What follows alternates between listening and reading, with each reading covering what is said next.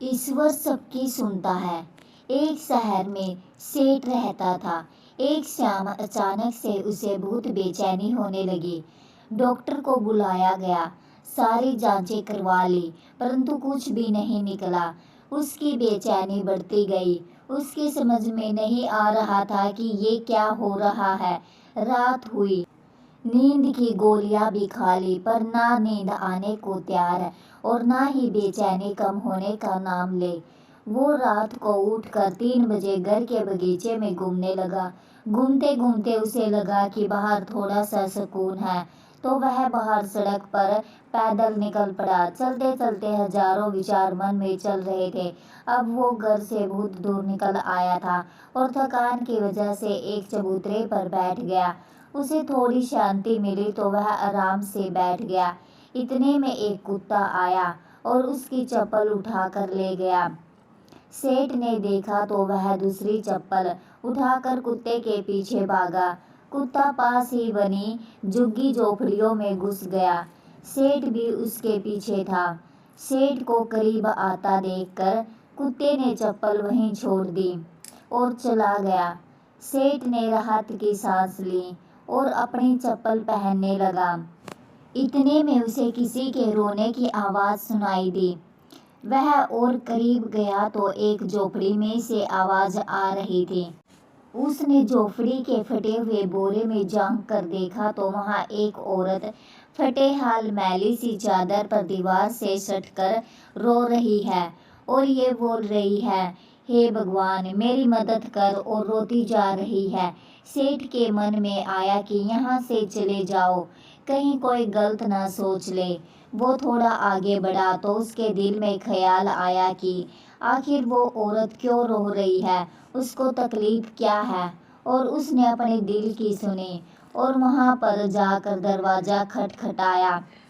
उस औरत ने दरवाज़ा खोला और सेठ को देखकर घबरा गई।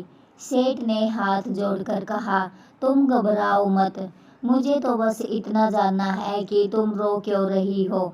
औरत की आंखों से आंसू टपकने लगे और उसने पास ही गुदड़ी में लिपटी हुई 7-8 साल की बच्ची की ओर इशारा किया और रोते रोते कहने लगी कि मेरी बच्ची बहुत बीमार है, उसके इलाज में बहुत खर्चा आएगा। मैं तो घरों में जाकर झाड़ू पोंछा करके जैसे तैसे हमारा पेट पालती हूँ, मैं कैसे इलाज कराऊँ इसका। सेठ ने कहा तो किसी से मांग लो। इस पर औरत बोली, मैंने सबसे मांग कर देख लिया, खर्चा बहुत है, कोई भी देने को तैयार नहीं है। सेठ ने कहा तो ऐसे रात को रोने से मिल जाएगा क्या।